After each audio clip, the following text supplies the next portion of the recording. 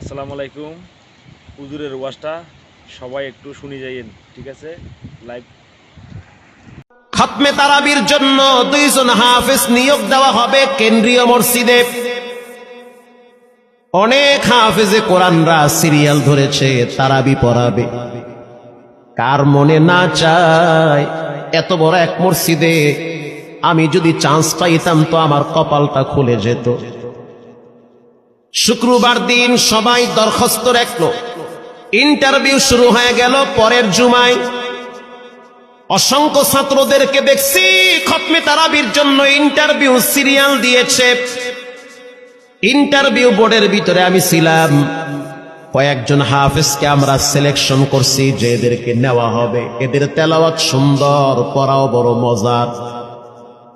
আমরা কাগজগুলো এক জায়গায় জমা করছি। পরের জুমায় আমরা ঘোষণা দিয়ে দিব কোন মায়ের সন্তান চান্স পাবে। পরের জুমায় যখন জুমার নামাজের পর 3টার দিকে যখন আমরা বসে বসে ফলাফলগুলা দেখতেছি যে কাকে কত নাম্বার দেওয়া হয়েছে, দরওয়াজা লাগায় দিছি, জানলা লাগায় দিছি, এসি ছেড়ে দেওয়া হয়েছে, সব লাগানো, বাহির থেকে কিছুই দেখা যায় না। ইন দি মিন টাইমে মসজিদের বারান্দার দরওয়াজায় কে যেন নক করতেছে। খাদেম সাহেব আস্তে করে জালনা খুইলা উকি মাইরা দেখতেছে যে 2টা ছোট বাচ্চা বাহিরে দাঁড়িয়ে আছে, একেবারে অল্প বয়স। খাদেম প্রশ্ন করলো, তোমরা কারা, কেন আসছো? বলে, আমরা 2 জন আসছি খতমে তারাবির ইন্টারভিউ দেওয়ার জন্য। খাদেম সাহেব একবার পায়ের দিকে তাকায়, আবার জামার দিকে তাকায়, কারণ কথার সাথে বাহ্যিক সুরত মিলে না। অন্য অন্য ছাত্রদেরকে দেখছি কত উন্নত পোশাক পরে, গেট আপ কত সুন্দর করে ইন্টারভিউ দেওয়ার জন্য আসছে। আর এই 2 জনের দিকে তাকায় দেখলাম মনে হয় রাস্তায় ভিক্ষা করতে করতে আইছে। মানায় না, একেবারে গরিব। খাদেম বলল, ইন্টারভিউর ম্যাচ শেষ, চলে যাও বাড়িতে, নেওয়া হবে না। যাদের ব্যাপারে পরীক্ষা নেওয়া হয়েছে তাদের ব্যাপারে ঘোষণা দেওয়া হবে। বাচ্চা 2টা নাসর বান্দা বলতে আছে, আমাদের তো টাকা নাই যে আমরা ভাড়া দিয়ে এখানে আসব। বাবায় বড় কষ্ট করে 2-4টা টাকা জমা কইরা পকেটে দিয়া পাঠায় দিছে, এজন্য আসতে দেরি হয়েছে। খাদেমের বড় মায়া লাগছে, কারণ খাদেমও গরিবের সন্তান। ভিতরে গিয়া মুয়াজ্জিম সাহেবের বলতে আছে, ও ভাই, বাহিরে 2টা বাচ্চা দাঁড়ায় আছে, ওরা নাকি হাফেজে কোরআন, কিন্তু দেখলে তো মানায় না। মুয়াজ্জিম সাহেব ধমক দিয়া বলতে আছে, কোনো সুযোগ নাই, তাড়ায়া দাও। খাদেম গিয়া ইমামের কানে কানে বলতে আছে, হুজুর, বাহিরে 2টা বাচ্চা দাঁড়িয়ে আছে, চেহারার ভিতরে এত মায়া, কিন্তু বাহ্যিক সুরত মিলে না, ওরা নাকি কোরআনের হাফেজ। পাশেই তো রহমানিয়ার মুহাদ্দিস সাহেব বসা আছে, তিনি বলতে আছে, কি ব্যাপার, ফিস ফিস করে আপনি কি বলতেছেন? বলে, হুজুর, বাহিরে 2টা বাচ্চা দাঁড়িয়ে আছে, তারা খতমে তারাবির ইন্টারভিউ দিতে চায়। মুহাদ্দিস সাহেব বলল, কোনো কথা নাই, আল্লাহর ঘরের দরওয়াজা খুলে দাও, এখানে কোনো পার্সিয়ালিটি চলবে না। আল্লাহর ঘরের দরওয়াজা সবার জন্য খুলে দেওয়া হবে, আসতে দাও, ভিতরে বসতে দাও। যদিও ওদেরকে দেখতে মানায় না, বংশগত তেমন মর্যাদা নাই, ভিতরে আল্লাহর কোরআন থাকার কারণে আমাদের উপরে ওয়াজিব হয়ে গেছে তাদেরকে সম্মান করা। কোন দিক থেকে মানায় না, কিন্তু ভিতরে আল্লাহর কোরআন আছে, এজন্য তাদের মর্যাদা অনেক বেশি। এবার বাচ্চা 2টা বাহিরে উজুখানায় গিয়া সুন্দর করে উজু বানাইল। উজু বানাইয়া ভিতরে ঢুইকা আমি তাকায়া দেখতেছি লঙ্গির এক মাথা নিচে আর এক মাথা উপরে, এতটাই ভয়াবহ অবস্থা। কিন্তু আজীব দৃশ্য, 2 জনের চেহারা একই রকম লাগে। 2 জনের চেহারা একই রকম লাগে, কে বড় কে ছোট বোঝা বড় কঠিন হয়ে গেছে। মুসলমান ভাইরা আমার, ইমাম সাহেব প্রশ্ন করলো, তোমরা 2 জনের বাড়ি কোথায়? বলে, আমরা নারায়ণগঞ্জে ভাড়া থাকি। বাড়ি কোথায়? বলে, আমাদের বাড়ি কুড়িগ্রামে। কুড়িগ্রাম থেকে ঢাকায় কেমনে আসছো? বলে, বাবায় ঢাকায় নিয়ে আসছে। কয় মাসে কোরআন শরীফ খতম করেছ? বলে, আমরা 2 জনে 11 মাসে 30 পারা কোরআন খতম করেছি। ইমাম সাহেব একবার চেহারার দিকে তাকায় আর একবার পায়ের দিকে তাকায়। স্থানীয় গণ্যমান্য অনেক ব্যক্তিরা তাকায় আছে এদের দিকে। ইমাম সাহেব বলতে আছে, বাবা তারাবির ইন্টারভিউ শেষ হয়ে গেছে, বাড়ি চলে যাও। যেটা একটু দেখতে ছোট, ও চোখের পানি দেখলাম টিস্যু দিয়া মুছতেছে। কেন কাঁদতেছো? বলে আমরা গরিব, তার জন্য মনে হয় আমাদেরকে তাড়ায়া দিতেছেন। আমরা জানতাম না ইন্টারভিউ তাড়াতাড়ি শেষ হয়ে যাবে, আসতে দেরি হয়েছে কারণ আমাদের তো ভাড়া টাকা ছিল না, বাবায় কষ্ট করে কিছু টাকা দিয়েছে, সেটা দিয়ে এখানে আসছি। এবার মুহাদ্দিস সাহেব বলতে আছে, তাহলে একটা কাজ করো, তুমি কিছু তেলাওয়াত করে শোনাও।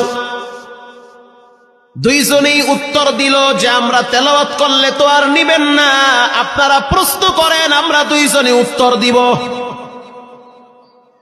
আমি তো আশ্চর্য হয়ে গেলাম, জীবনে কত হাফেজ দেখছি, এরকম হাফেজ দেখি নাই। প্রশ্ন করবেন, আমি উত্তর দিব। বুঝতে পারলাম ভিতরের খবর কেউ না জানলেও একজন জানেন, তিনি হলেন কে?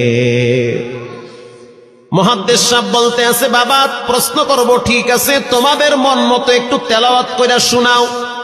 তেলাওয়াত যদি মানসম্মত হয় তাহলে ইন্টারভিউ নিব, যদি না হয় তাহলে ছাঁটাই করে দিব। এবার ছোট যেটা সেটা তেলাওয়াত শুরু করলো সূরা তাহা থেকে। তাহা মা আনজালনা আলাইকাল কুরআনা লিতাশকা।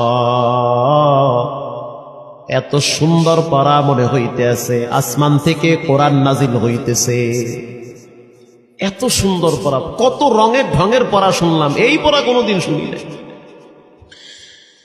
আমি তাকায় দেখলাম স্থানীয় টিউনো সাহেবের চোখের পানি বায়া বায়া পড়তেছি।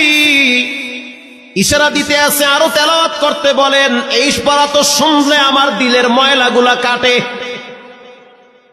আল্লাহর ঘরে যখন গেছি বাইতুল্লাহ ফজরের টাইমে ইমাম সাহেব তেলাওয়াত করলে যেমন মনে হয়, মনে হইতে আছে ওই কোরআনের আওয়াজটা এখন এই মসজিদে বাজতেছে। ছোট বাচ্চাটা তেলাওয়াত করলো, বড় সন্তানটাও তেলাওয়াত করলো। এবার যারা হাফেজ সাহেব ছিল তারা প্রশ্ন শুরু করলো। যেখান থেকে প্রশ্ন করে পৃষ্ঠা ঠেকায়া দেয়, একটা জায়গায়ও আটকাইতে পারে না। এমনকি বাচ্চা দুইটা এটাও বলেছে, যদি আপনাদের যদি ধৈর্য থাকে তো আমরা দুইজনে পুরা 30 পারা এখানে এক দাঁড়ানে পড়ায়া দিব। আশা করি একটাও বাঁচবে না। এত সুন্দর পড়াশোনার পরে মোতাল্লি সাহেব বলল, সব বাদ, আমার কাছে এই দুইজনই পছন্দ হয়েছে। এই দুইজন রে মোতাল্লি সাহেব দাঁড়াইতে পারে না, হুইল চেয়ারে বসে থাকে, কাছে ডাইকা বুকের সাথে জড়ায়া ধরছে আর বলতে আছে, আল্লাহ এমন একটা সন্তান যদি আমার থাকতো জীবনটা ধন্য হয়ে যেত। আমার মৃত্যুর পরে একটু হইল তেরা কোরআন তেলাওয়াত করতে পারত। নিয়োগ হয়ে গেল, তারাবি শুরু হয়ে গেছে। মোহাম্মদপুর থানায় গিয়া খবর নিয়ে দেখেন অনেক পুলিশরা এই বাচ্চার পিছনে দাঁড়ায় দাঁড়ায় নামাজ পড়ে চোখের পানি ছেড়ে কেঁদেছে। শুধু তাই নয়, অনেক হিন্দু মহিলারা পর্যন্ত রাস্তায় হাঁটার সময় তেলাওয়াতের আওয়াজে দাঁড়ায় দাঁড়ায় কোরআন শ্রবণ করেছে। শুধু তাই নয়, অনেক বড় বড় ডাকাত, মাস্তান, সন্ত্রাস, কিশোর গ্যাংরা পর্যন্ত দাঁড়ায় দাঁড়ায় কোরআনের আওয়াজ শুনেছে। 17ই রমজান দেশে বদর দিবস, হাজার হাজার মুসল্লি দাঁড়িয়ে আছি। ইমাম সাহেব জানে না যে এরা দুইজনে আপন মায়ের পেটের ভাই হয়, এটা ইমামের জানা নাই। দুইজনে তারাবি চলতে আছে, চমৎকার পড়া, পিছনে শত শত মাওলানা মুফতি দাঁড়ায় থাকে। মনে হইতেছে তেলাওয়াতের আওয়াজে আর এক জগতে হারিয়ে যায়, এত সুন্দর পড়া। তারাবি শেষ হয়ে গেল, মুসাফা শুরু হয়ে গেল। বাচ্চা দুইটারে কেউ বুকের সাথে জড়ায়, কেউ কপালে চুমা দেয়, বলে আল্লাহর কোরআনকে চুমা দে। হাজার হাজার মানুষ যখন আস্তে আস্তে নামাজ শেষ করে চলে গেল, একেবারে মসজিদের পিছনে বারান্দার পরে আরো একটা বারান্দা থাকে, ওই বারান্দায় এক লোক বসে বসে গামছা দিয়া চোখের পানি মুছতেছে। কিছুক্ষণ পরে লোকটা দেওয়ালের সাথে কপালটা ঠেকায় দিয়া একেবারে অস্থির হয়ে গেল, মনে হচ্ছে তার ভিতরে কাঁপুনি শুরু হয়ে গেছে। কিছু মুসল্লি গিয়া প্রশ্ন করলো, কি হয়েছে আপনার? বলে আমার কিছুই হয় নাই। টাকা লাগবে? বলে না, টাকা লাগবে না। তাহলে আপনি কেন এখানে কাঁদতেছেন? বলে আমি এমনি কাঁদতেছি, এটা কষ্টের কান্না না, এটা খুশির কান্না। এটা কষ্টের কান্না না, এটা খুশির কান্না, আনন্দর কান্না। আল বুকাউ মিনাল ফারাহ। অতি সুখে মানুষ কখনো কখনো কেঁদে দেয়, চোখের পানি ছেড়ে দেয়। ইমাম সাহেব বলল, পিছনে কে? লোকটা তাকে সামনে নিয়ে আসে। এবার লোকটাকে যখন কিছু দূর সামনে আনা হইল, ওই বাচ্চা দুইটা মসজিদের ভিতর থেকে দৌড় মাইরা গিয়া বলতে আছে, এই লোকটা আমার আব্বা, ইনি আমার আব্বা হয়। ধমক দিবেন না, রাগ করবেন না। আমার আব্বা ঢাকা শহরে রিক্সা চালায়। রিক্সা চালায় চালায় আমাদের দুইটা ভাইরে কোরআনের হাফেজ বানাইছে। ইমাম সাহেব ধমক দিয়ে বলতে আছে, আপনি কেন দেরি করলেন? আগে কেন আসলেন না?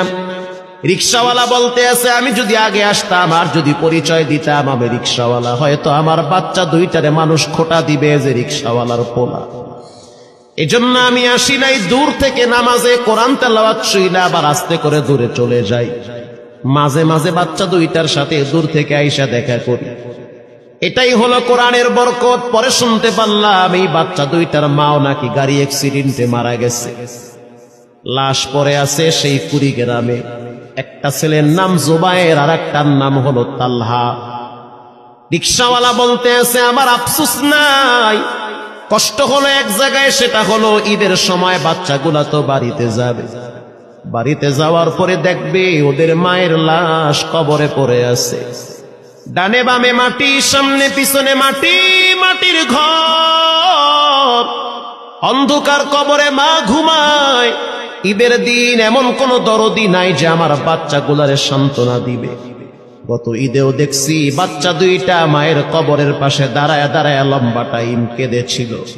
আমাদের ঘরে কোনো ঈদ নাই। রিক্সাওয়ালাকে সান্ত্বনা দেওয়া হইল, নসিব আপনার ভালো, কপাল খুলে গেছে। দুইটা সন্তান হীরার টুকরা এমন ভাবে তৈরি করেছেন, মনে হইতে আছে জিন্দা কোরআন হাঁটতেছে।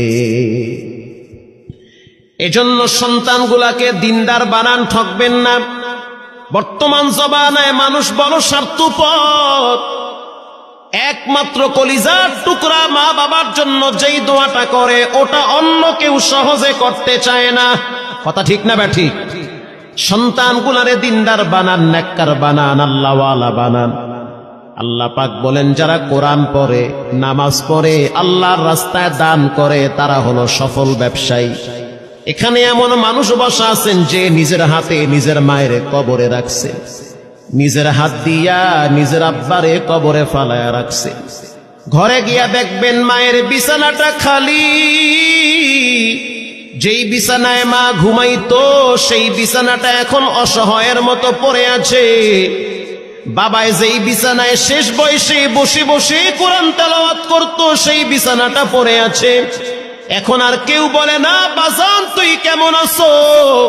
এই কথাগুলা মা বাবার মুখ থেকে সবচেয়ে বেশি বের হইতো। মা বাবার জন্য এখন চাইলেও তো কিছু করতে পারেন না।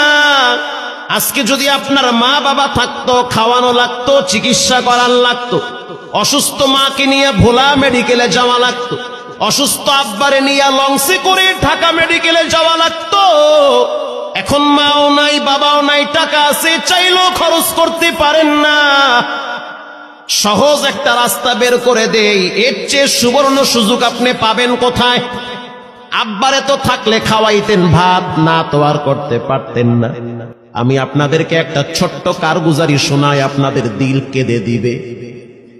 2016 সালের ঘটনা। তখন ঢাকায় মোহাম্মদপুর আমি খতমে তারাবির জন্য 2 জন হাফেজ নিয়োগ দেওয়া হবে কেন্দ্রীয় মসজিদে। অনেক হাফেজে কোরআনরা সিরিয়াল ধরেছে, তারাবি পড়াবে। কার মনে না চায় এত বড় এক মসজিদে আমি যদি চান্স পাইতাম তো আমার কপালটা খুলে যেত। শুক্রবার দিন